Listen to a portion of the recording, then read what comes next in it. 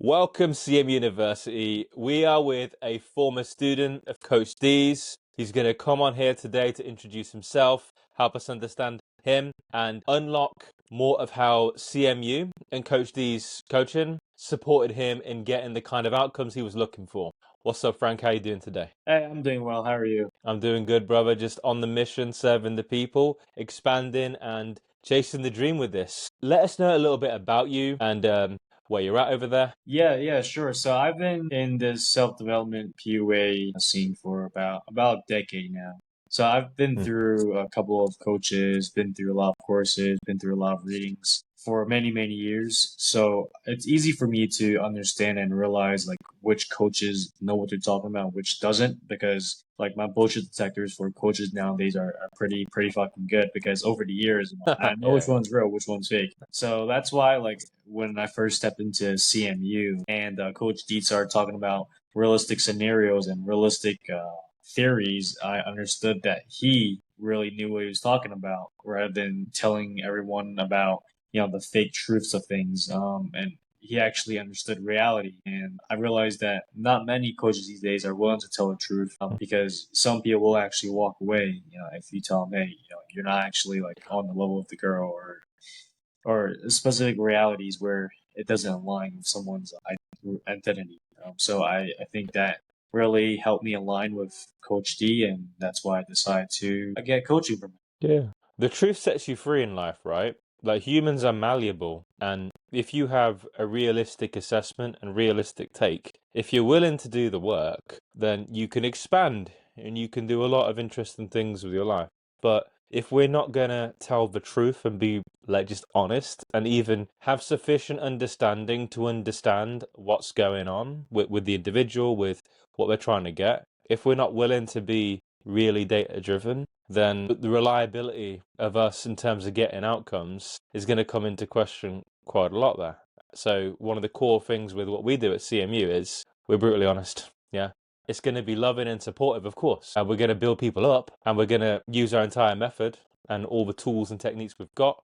However, we're going to be clear about what the sticking point is, what's going on with the guy, because it's possible for you to get what you're looking for. It's just going to be something you have to work for. So, with that being said, what was going on in your life? I know you've been in this space for quite a while, which is great. What was going on in your life before you met Coach D, especially in terms of your relationships, your confidence, how you saw yourself as a man? Yeah, so prior to Coach D, I pretty much had a lot of the fundamentals and a lot of the stuff I wanted in life down. It's just that Mm. getting to the next level without dedicating all my time to it is extremely difficult. So I'd say, I was more of a person who was intermediate, who got experience with a lot of women, but in order to step up to the next level, where we were shooting for, I guess, like the more attractive ones, was where I had issues with. So that's why I reached out to Coach D and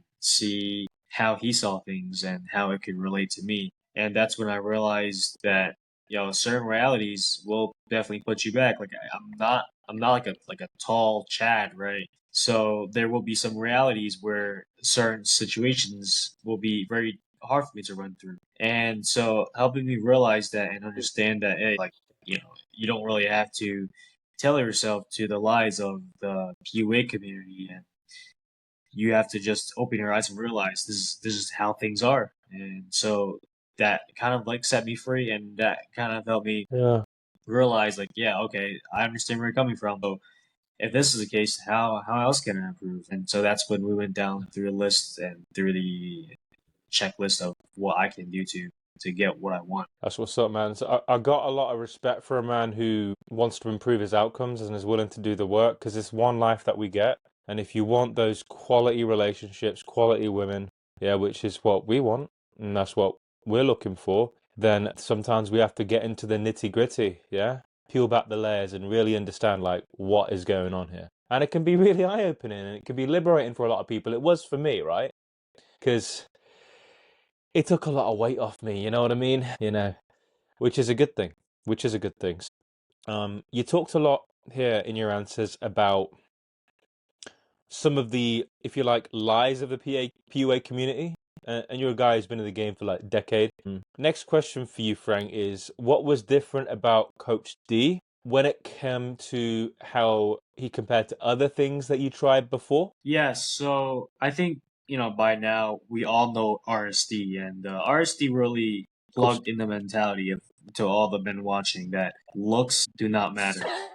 Don't matter at all. Yeah, and when I was a kid, I was like, oh wow, like I don't know much about the world, but this dude, he obviously gets pussy, and there's no one else I'm following to get pussy, so what I'm subscribing to may as well be true then, right? And for the longest time, I had a small feeling that that may not be true because I had friends who just got girls automatically without any effort. And I'm like, how did he get girls and I didn't? I'm putting in all this work. I'm putting way more work than he does. I'm going out to Oh. clubs. I'm going out fucking 5 days a week, and meanwhile, he's here getting girls approaching him. Like, how's that possible? So in the back of my mind, I always kind of like knew it, but I didn't really acknowledge it because I still stuck to like the coaching theories that looks don't matter. And it wasn't until recently, a few years ago, where I stumbled upon Coach D, where he started talking about these things. Like, wow, these things sound kind of pessimistic, but at the same time, they do just sound like reality. And so that's when I kind of connected one thing to the other. After having a coach call Yeah. with him, saying like, "Hey, look, like obviously, at this current point in the world, this specific archetype is what every girl's interested in. If you're not the archetype, it'll be a lot harder for you." And that's when I really figured out, like, okay, this is how I have to move now, and I Yeah. can't subscribe to false realities. Yeah, man.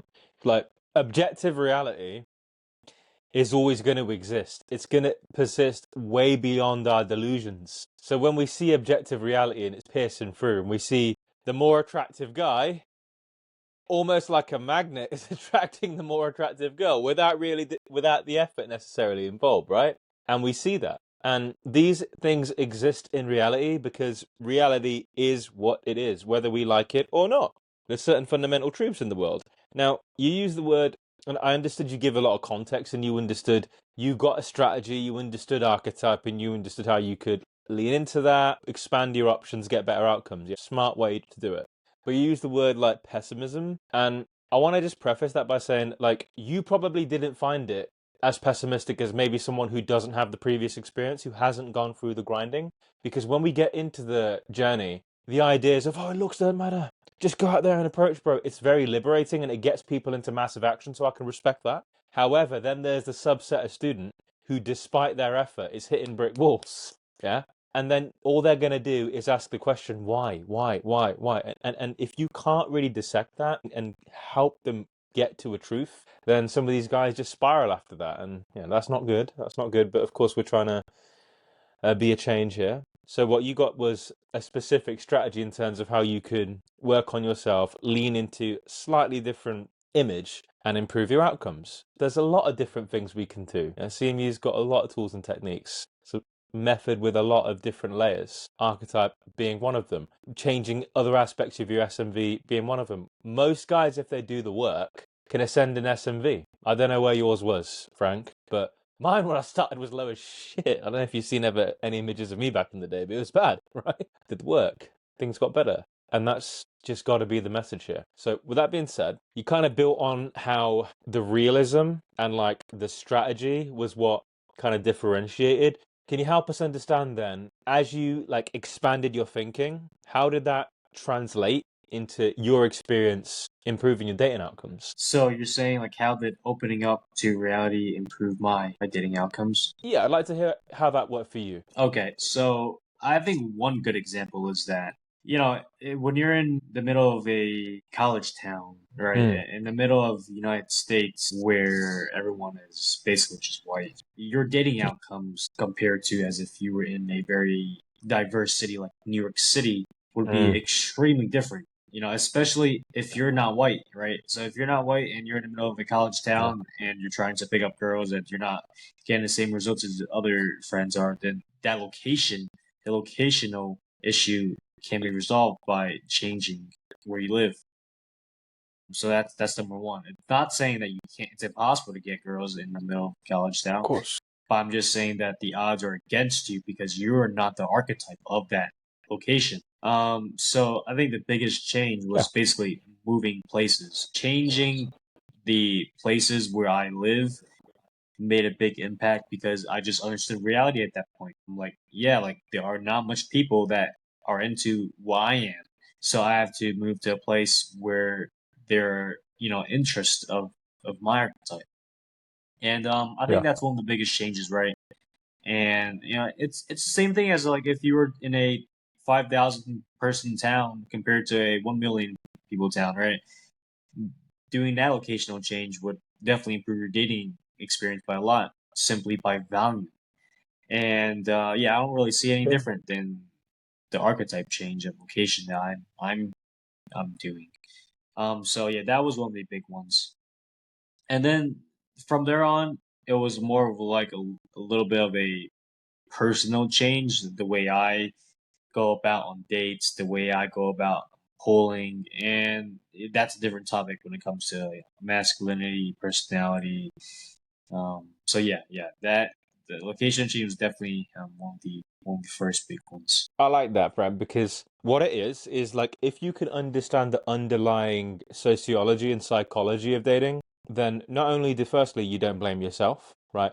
People's revealed preferences are exposed in a society wherever you go, right? So if I'm in, for example, my role in CMU is like men's group facilitator. I do a lot of the hands-on work with like nervous system regulation, a lot of the emotional recovery with men, and D's really doing the masculine development and the masculine game and all that sort of thing. When I travel, which is something I do a good amount of, and I go to different societies, I see how I'm received differently, massively differently, massively differently.